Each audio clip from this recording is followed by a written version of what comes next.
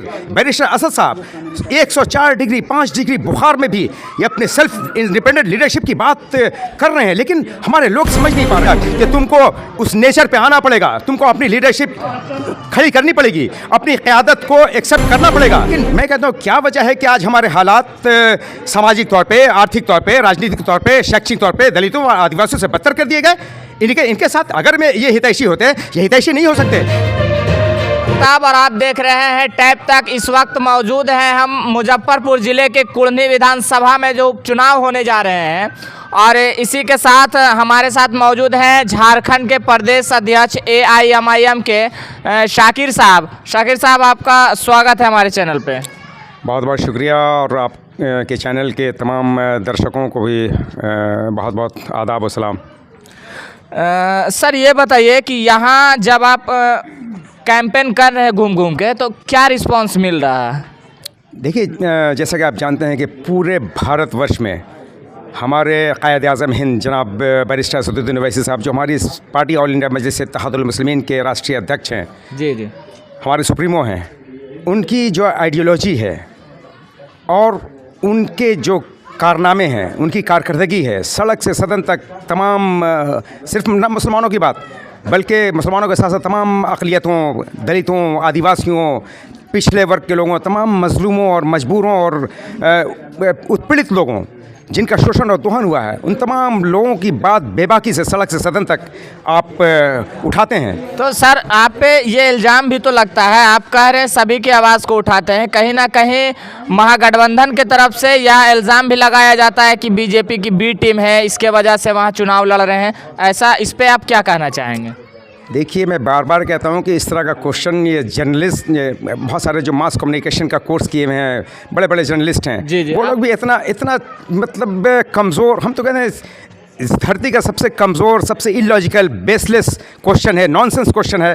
तो ये मैं कहता हूँ कि उत्तर प्रदेश के चुनाव में आप देखें, कांग्रेस और आम आदमी पार्टी ने 150+ सीट्स पे जी जी भाजपा को तक़वियत दी, उनको ताकत दी, महागठबंधन को हराने में अपना रोल अदा किया। लेकिन कोई भी जर्नलिस्ट ये क्वेश्चन उनसे नहीं करता, उन तमाम पार्टियाँ, आज जो भी पार्टियाँ हैं, तमाम की तमाम, असलन बीजेपी की बी टीम तो ये तमाम जो अपने आप को सो कॉल्ड सेकुलर पार्टीज़ कहती हैं, वो तमाम है। चाहे वो आरजेडी का इतिहास आप देखते हैं, 1990 में आपने देखा कि रामसुंदर दास को बैकफुट पर रखने के लिए 33 विधायकों का समर्थन लेके लालू प्रसाद यादव जी ने अपनी खुद को मुख्यमंत्री बनाया, जी जी, बीजेपी के साथ। अच्छा। हमारा झारखंड में आप ले लीजिए, 2.5 साल का शेयर इन लोगों ने किया, 2.5 साल का हम सत्ता लें और बीजेपी के साथ ना। आप किसी पार्टी को, आप कांग्रेस की बात, उसमें उन्होंने अपना सियासी नाजायज़ ताल्लुकात कायम किया शिवसेना से।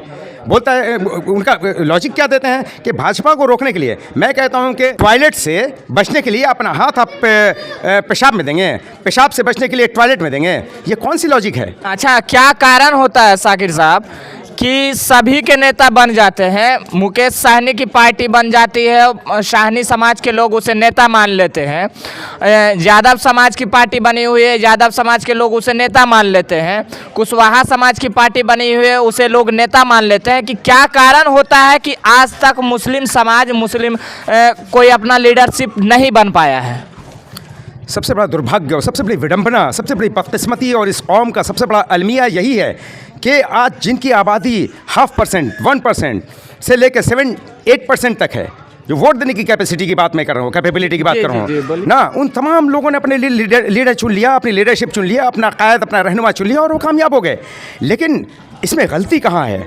हमको कमी, आप दूसरों की क्या कमियां बयान करें? खुद हम में जो कमी है वो हम खुद, हमारे लोग, हमारे जो इंटेलेक्चुअल हैं, हमारे स्कॉलर हैं, हमारे सो कॉल्ड जो फिलोसफर और जो एनालिस्ट कहते हैं अपने आप को, विशेषज्ञ कहते हैं, सामाजिक एक्सपर्ट कहते हैं, राजनीतिक एक्सपर्ट कहते हैं, उन लोगों ने, और ख़ास करके हमारे अकाबरीन का तबका, ये अकाबरीन का तबका वो तबका है जिनको अल्लाह के रसूल सल्लल्लाहु अलैहि वसल्लम ने अपना नायब कहा। ये नायब रसूल हैं, वारिसुल अंबिया हैं, इनका एहतराम व इकराम क़यामत तक जारी और सारी रहेगा।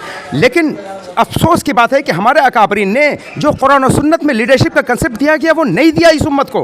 इसकी वजह है कि हमारी लीडरशिप नहीं खड़ी हो सकी। आज एक मर्द हक, मर्द आहन, एक मर्द मोमिन, एक सियासी मुजद्दिद, सियासी मुदब्बिर, सियासी मुबश्शिर, सियासी मुफक्किर बैरिस्टर असद साहब 104 डिग्री 5 डिग्री बुखार में भी ये अपने सेल्फ इंडिपेंडेंट लीडरशिप की बात कर रहे हैं, लेकिन हमारे लोग समझ नहीं पा रहे हैं कि अच्छा, एक सवाल और साकिर साहब कि देखिए, पहले तो लीडरशिप नहीं उभर पाता है, लेकिन अगर कोई बिहार की बात अगर हम कर ले, बिहार में कोई अगर बड़ा नेता होता है, जैसे कि शहाबुद्दीन साहब की अगर हम बात कर ले तो ये बड़े नेता थे बिहार के मुस्लिमों के, लेकिन एक तौर पर अभी नज़रअंदाज कर देना आरजेडी को, तो इस पे आप क्या कुछ कहना चाहेंगे?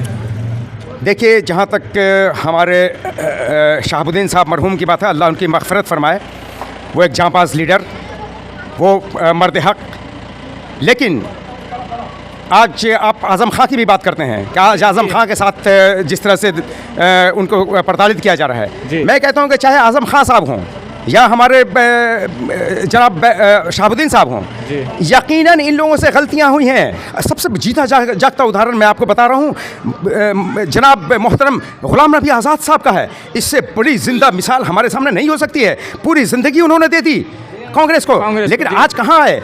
आज वहीं आए जहां कुदरत ने मजबूर कर दिया कि तुमको उस नेचर पे आना पड़ेगा, तुमको अपनी लीडरशिप खड़ी करनी पड़ेगी, अपनी क़यादत को एक्सेप्ट करना पड़ेगा जो अल्लाह का हुक्म है और अल्लाह के रसूल का हुक्म है। इस लीडरशिप का कंसेप्ट इनके पास नहीं है। आज भी आप देख रहे हैं हमारे शहाबुद्दीन साहब मरहूम की फैमिली के लोगों के पास JDU के लोग दौड़ लगा रहे हैं। हमने देखा इमरान प्रतापगढ़ी साहब को, कांग्रेस को लोग दौड़ लगा रहे हैं। मैं अगर आपके माध्यम से अगर ये बात, हमारा पैगाम पहुंच सकता है जनाब उसामा साहब पर, हमारी बड़ी बहन जनाब हिना साहिबा साहब को, तो मैं उन्हें बता दूं कि अल्लाह का हुक्म यही है कि अपनी लीडरशिप खड़ा करो, अपनी लीडरशिप खड़ी, अपनी क़यादत को एक्सेप्ट करो। एक बात राजद कहती है कि मुस्लिमों का सबसे बड़ा रहनुमा हम हैं, मुस्लिमों का जितना काम हम कर दिए हैं उतना कोई भी पार्टी नहीं करेगी, महागठबंधन कहती है। तो आप क्या लगता है इस पे कि मुस्लिमों का रहनुमा राजद करती है? 60 साल से UPA की सरकार जिसका पार्ट राजद भी रहा है, हम लोगों ने इन्हीं को वोट दिया। हम तो आने वाले दौरे खिलाफत तक किसी BJP या मुसोलिनी और हिटलर की कोढ़ी और कुंठित आइडियोलॉजी रखने वाले लोगों के साथ नहीं हो सकते। ये वेल नोन फैक्ट है, सर्वविदित है, इसमें कहीं कोई इफ एंड बट नहीं है। लेकिन मैं कहता हूँ क्या वजह है कि आज हमारे हालात सामाजिक तौर पे, आर्थिक तौर पे, राजनीतिक तौर पे, शैक्षिक तौर पे दलितों और आदिवासियों से बदतर कर दिए गए। इनके साथ अगर मैं ये हितैषी होते, ये हितैषी नहीं हो सकते, लेकिन हमारे आकाबरीन ने हमको अंधेरे में रखा। ये हम इस उम्मत को, इस कौम को, इस मुल्लत को मसलहतों और हिकमतों में फंसा के रख दिया। फंसा कर ये आलम है कि हमारी 4 नस्लें दफन हो गई।